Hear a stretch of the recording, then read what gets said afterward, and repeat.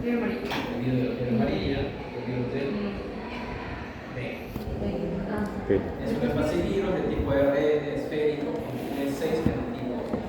Entonces, ¿qué ocurre con la hepatitis C?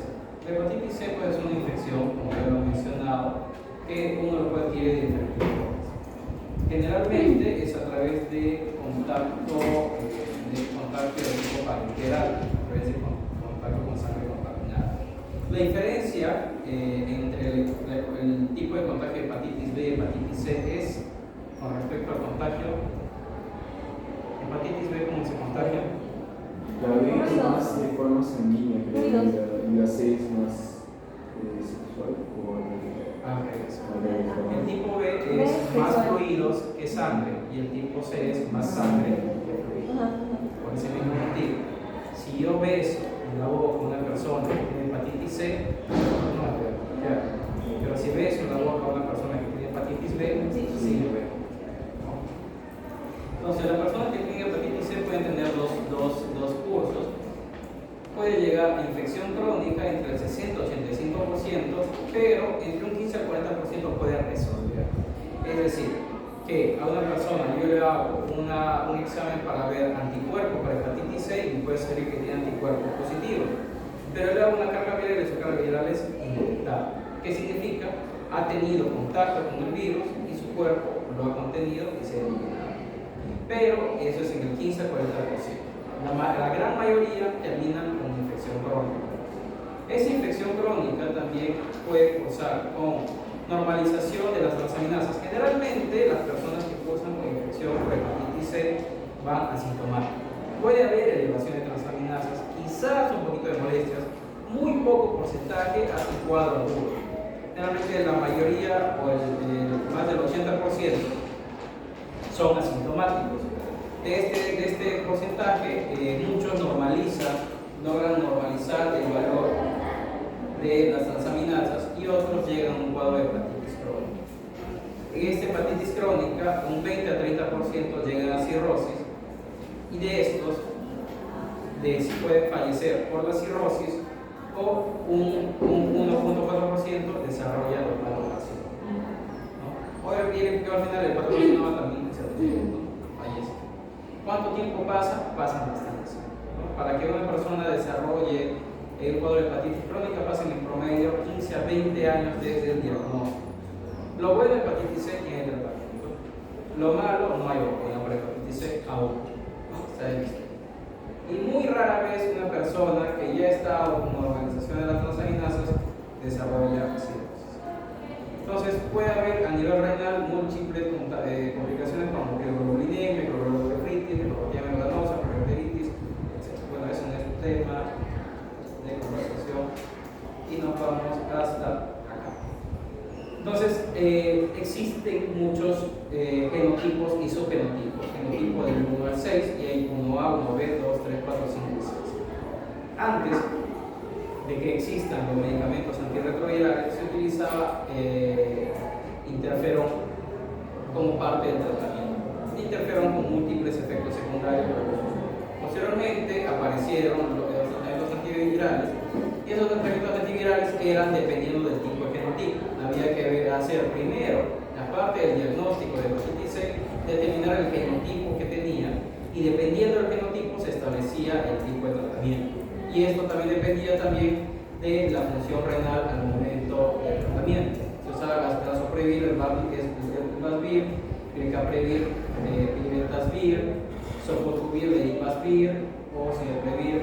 Pero actualmente el que es pangenotípico, que se utiliza para todo, es el Sofosbuvir, Veripatasvir con una toma por día por 12 semanas. Entonces, después de haber terminado mi tratamiento de hepatitis C, ¿ya me puedo sentir feliz? No. ¿Por qué? Porque uno puede volver a contagiarse. Entonces, si yo me vuelvo a contagiar de hepatitis C, ¿cómo me diagnostican hepatitis C?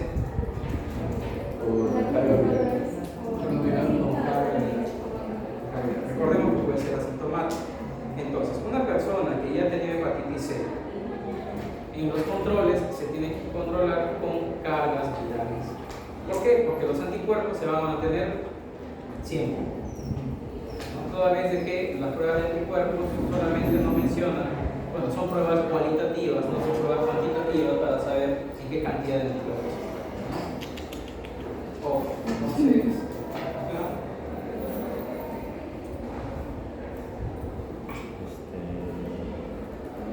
una persona con hepatitis B, digo, C crónica, o la B, cualquiera que sea crónica, ¿puede donar sangre o necesariamente no?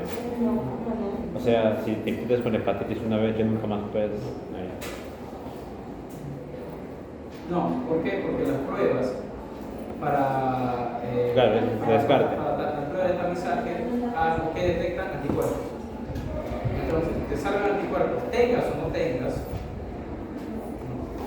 puedes. Entonces, con respecto a hepatitis B, efectivamente se puede transmitir de forma percutánea, pero la transmisión a través de fluidos es mucho más frecuente y también se puede dar transmisión de forma parenteral. A través de las madres en el último trimestre en mujeres con infección crónica hepática.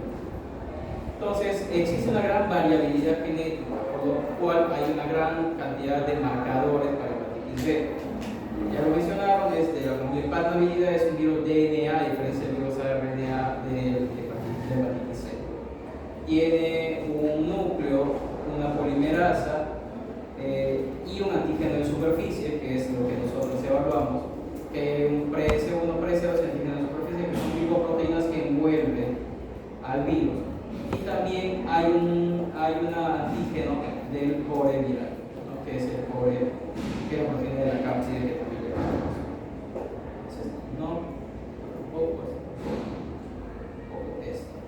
Entonces, ¿cuál es la historia normal? Bueno, normalmente nosotros nos contagiamos de hepatitis B. ¿Y qué es lo primero que se eleva? El antígeno de superficie. Asimismo, también se eleva el antígeno E. Y también posiblemente se eleva el anticuerpo, que puede ser IgM o antígeno. Inicialmente IgM, posteriormente I. Una vez que se controla, el cuerpo genera anticuerpos frente al antígeno de superficie. Antígeno de superficie. Anticuerpos frente al antígeno E, antígeno E. Y bueno, anticuerpos frente al core, que es el anticore. Durante esas primeras fases podrían haber algunos síntomas, o puede ser que no. Entonces, para el diagnóstico tenemos marcadores serológicos. El antígeno de superficie, que significa infección presente y activa, más de 6 meses, es crónico. Y no se relaciona con infectividad viral, ¿ya? No es infectividad viral. Presencia de antígeno de superficie significa que hay presencia de virus, nada más. Se controla ese antígeno de superficie y se genera un antígeno de superficie, anti-HBsAg o anti-HBs. Es un tipo de anticuerpo IgG que se eleva cuando el antígeno de superficie disminuye, y eso se denomina infección curada. El antígeno core está en relación con el DNA viral, y el anticore, que puede ser IgM, puede decir IgG, el IgM en enfermedad aguda y el IgG en enfermedad crónica. El antígeno E se encuentra en la nucleocápside e indica replicación viral activa. ¿Qué significa? Transmisibilidad. Es decir, una persona que tiene antígeno E contagia. Contagia, es muy contagiosa. Se genera antígeno E que indica disminución de la transmisión. Y el DNA viral indica replicación viral activa también, y se utiliza para tomar decisiones terapéuticas. Entonces tenemos diferentes situaciones. Cuando hablamos de infección aguda, ¿qué tenemos aquí? Antígeno de superficie. ¿Qué indica esto? Que hay presencia del virus, ¿no? Tengo antígeno de superficie. ¿Qué significa? Negativo. ¿Qué significa? Que aún no se han generado anticuerpos. Tengo anticore IgM. ¿Qué significa? Que es un cuadro agudo. Anticore IgG negativo, todavía no tiene mucho tiempo. Antígeno E. ¿Qué significa el antígeno E? Que hay transmisibilidad y replicación viral activa. Aún no hay anti-E porque todavía no lo ha generado, y obviamente va a haber presencia de DNA viral. Cuando hablamos de una infección aguda resuelta, cuando ya no hay antígeno de superficie y hay un antígeno de superficie. Puede ser que haya IgM, puede ser que no, pero sí hay IgG. no hay antígeno E, pero hay anti-E y el DNA viral está negativo. ¿Por qué? Porque ya se resuelve. Cuando hablamos de infección crónica o baja infectividad, antígeno de superficie en un paciente que ya tiene la enfermedad, ya tiene IgG y el virus comienza a replicarse nuevamente y te genera antígeno de superficie. Tenemos anti-E por la infección anterior, pero no hay replicación actual, por eso es que no es infectivo. No hay transmisibilidad y el DNA todavía está negativo. Infección crónica con infectividad alta. Tenemos IgG, se ha reactivado el virus y está con replicación.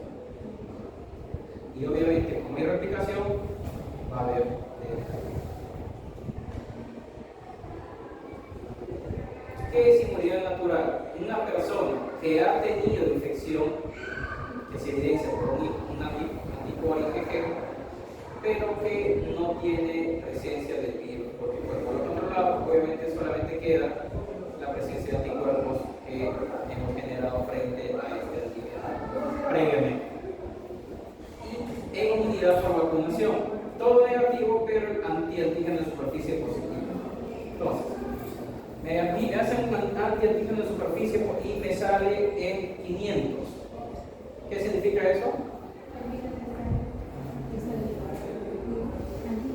Un antígeno de superficie me sale 500. ¿Qué significa eso? Que está. Entonces, ¿qué ocurre? A veces se confunde y en vez de marcar antígeno de superficie, ponen antígeno de superficie, le sale un resultado positivo y se asusta. Pero no, es que está vacunado.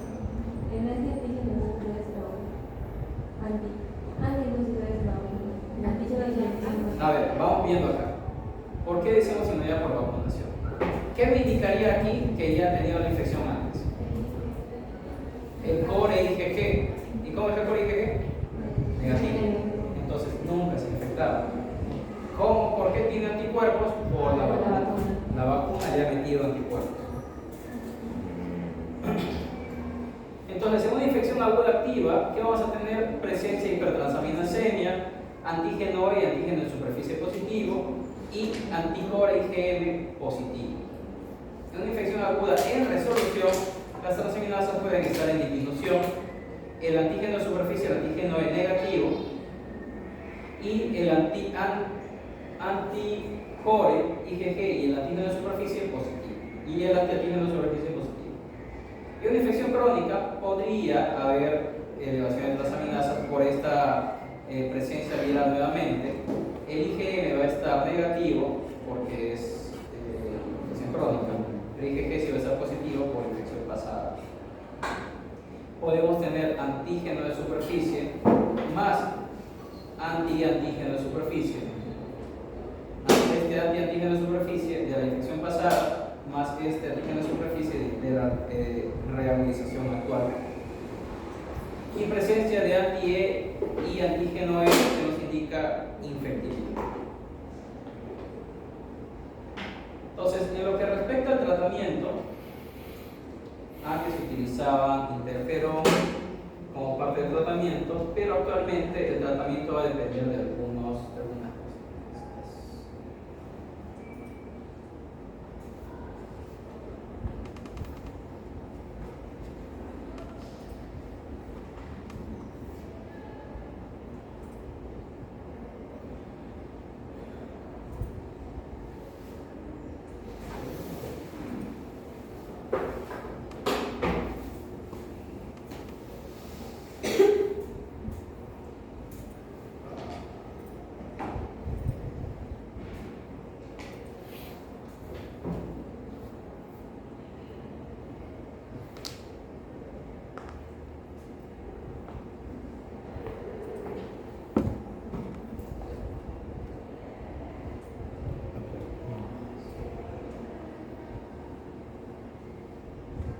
Entonces, el tratamiento va a depender de algunos criterios. Según la normativa nacional, la norma técnica, existen 7 escenarios para que nosotros determinemos si vamos a dar o no tratamiento a un paciente con hepatitis B. Todos ellos tienen algunos criterios. Los criterios son cirrosis, transaminasa, TGP, carga viral, antígeno E. Todo paciente que tenga cirrosis, independientemente de que tenga o no tenga hipertransaminasemia, independientemente del resultado de la carga viral, independientemente de que si es transmisible o no por el antígeno E, inicia el tratamiento. En el escenario 2 y de ahí para adelante no hay cirrosis, pero en el escenario 2 hay elevación de transaminasas 2 veces por encima del límite superior normal. Entonces sería más o menos 4. El límite superior normal en promedio es 40-45. ¿Cuánto sería? Por encima de 100 más o menos. Carga viral por encima de 2000 e independientemente del resultado del antígeno E, iniciamos el tratamiento. Pero igual lo mismo, pero con transaminasas anormales, con presencia de carga viral, independientemente del resultado del antígeno E, iniciamos el tratamiento, pero acá el antígeno E ya es positivo, igual iniciamos el tratamiento. En el escenario 5, 6 y 7 tenemos transaminasas dentro de límites normales con carga viral menos de 2000, independientemente del resultado del antígeno E, se puede diferir el tratamiento y se realiza seguimiento al paciente. Si tuviéramos carga viral por encima de 2000, transaminasas normales y antígeno E positivo, igual se podría diferir el tratamiento y realizar seguimiento.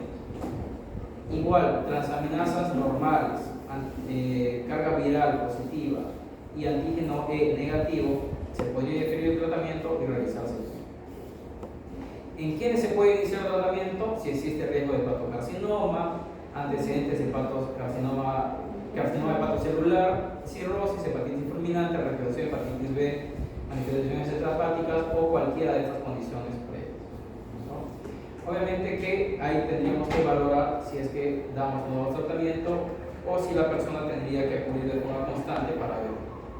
También se supone que la persona tiene que mantener los cuidados necesarios para que no contagie si es que tuviera antígeno negativo. Entonces, hasta ahí, bueno, lo de hepatitis B y hepatitis C. Vamos a ver un tema que se ha hecho en los otros grupos y que, bueno,